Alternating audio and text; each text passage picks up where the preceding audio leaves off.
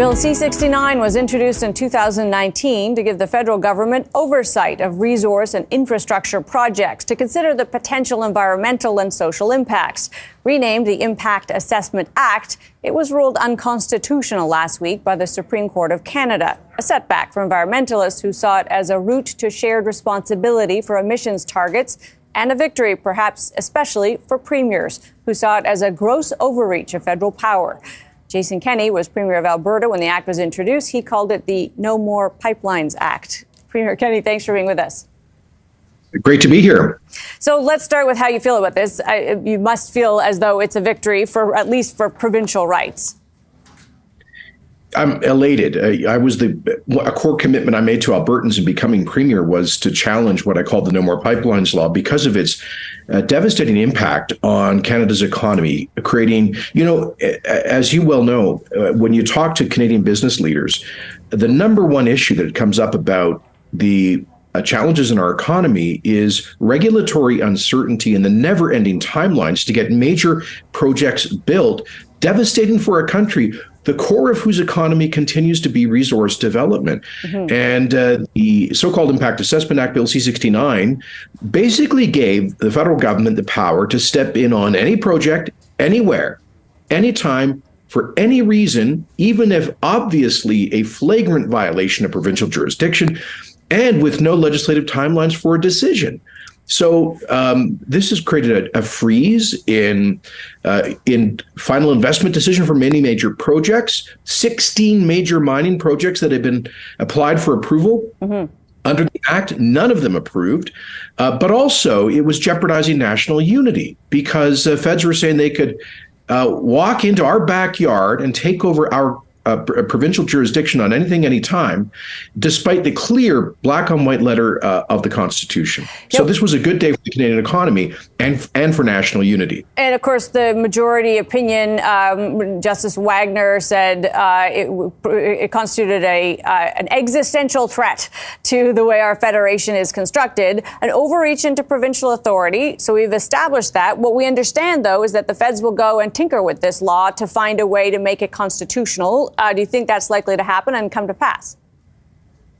I think their response is pathetic. This is coming from Greenpeace Guilbeault, who is not, Amanda, I served in Parliament for 20 years, federal cabinet for 10, premier for several years. And I don't think I've ever encountered a federal minister who is less capable of doing his job. He is not committed to the rule of law, to our institutions, to the Constitution, to the Canadian economy. He is a green zealot with a kind of unqualified religious fervor that he brings to this. He is refusing, in his response, to accept the decision of the country's highest court, right, and the black on white letter of the Constitution. He should be removed from office. This does not require tinkering. It requires the feds to back out of exclusive areas of provincial jurisdiction, period, full stop. Now, there are major projects that do enjoin legitimate federal interests. Yes. The court recognizes that. I do. Alberta does. But and there is a history of constructive cooperation between the feds and provinces on joint environmental panels on those things.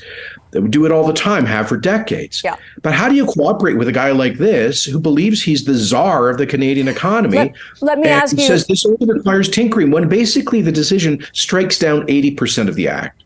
So let me ask you, don't have a ton of time, but does it make a difference that this was an environmental law? In other words, because we have a kind of a shared national responsibility to meet targets, that's where you might say the federal government should have a role because it's, of course, the voice for the national view. Does that make any difference to you? Concepts like the national view are, I think, political concepts. They're not constitutional. Constitution is clear. For example, Section 92(1)(a), which was a condition precedent of Alberta signing on to the 1982 Patriotic Constitution, says that provincial legislatures have exclusive jurisdiction over the regulation of the production of primary resources, including oil and gas and forestry. Yeah. And so it's not up for debate, Mr. Guilbeault. It is, you got to the end of the line. How about, for once, seen a patina of humility from the Trudeau government, admitting they were wrong on this, The business community was almost unanimously opposed. With 9 out of 10 provinces, 8 other provinces joined Alberta in this. So it's time for them to take a huge step back. And how about getting on with approving some major projects to get investment going in Canada once again and jobs? So good to have you for this. Really appreciate what I knew was going to be a strong view. Thank you for sharing it. Thanks, Amanda. Jason Kenney, former Premier of Alberta, Senior Advisor at Bennett Jones. Well, if that's the argument against the IAA, the argument in favor of it or something like it is that for Canada to reach its ambitious climate goals, a whole of Canada approach may be needed. That does call for the federal government to play a role. So where does this ruling leave that effort? David Wright is an associate prof with the Faculty of Law at the University of Calgary, who acted as an intervener in this Supreme Court case. Thanks for being with us. My pleasure. So let's start right there. Should the federal government have some kind of role? They may try to tinker with this particular law, but is it the right approach? The federal government certainly has a role. They bring a national perspective and a transboundary perspective to this area of the law and to environmental protection and conservation. So they definitely have a role to play both within impact assessment as confirmed by the court and also with respect to climate change. So would you expect to see changes made and some version of the IAA come back? Most certainly. The federal government will remain engaged in impact assessment in the legislated realm. And what we can expect to see is, and indeed the government has already said this, Minister Wilkin has said this, that they will take this back and amend the Impact Assessment Act to bring it into conformity with the guidance from the court. What that looks like precisely, we don't know, but there are many suggestions in the majority opinion from the Supreme Court of Canada about how to go about that and bring this in line with the constitutional constraints that are imposed on the federal government.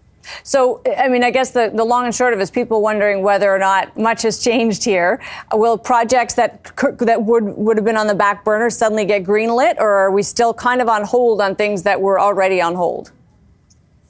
It's that part remains an open question. I think it's very unlikely that there's going to be a rush of project proponents seeking approval in some kind of streamlined way or through a lighter review way. I think the federal government will continue to have a legislative approach that requires robust and at times lengthy assessment of these types of projects. Having said that, the court was clear that there are constraints on how the federal government can engage in that space. And so some aspects are more uncertain than others at the moment. And so while things like impacts on fish and fish habitat or navigation are very much still within the realm of federal constitutional authority, there are open questions about the extent to which the federal government can make decisions in relation to transboundary harms and pollution, including greenhouse gas emissions and climate change impacts.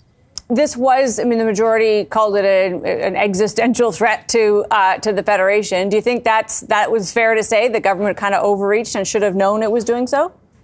That was the colorful language from the Alberta Court of Appeal. The Supreme Court didn't engage with such colorful language in writing their opinion.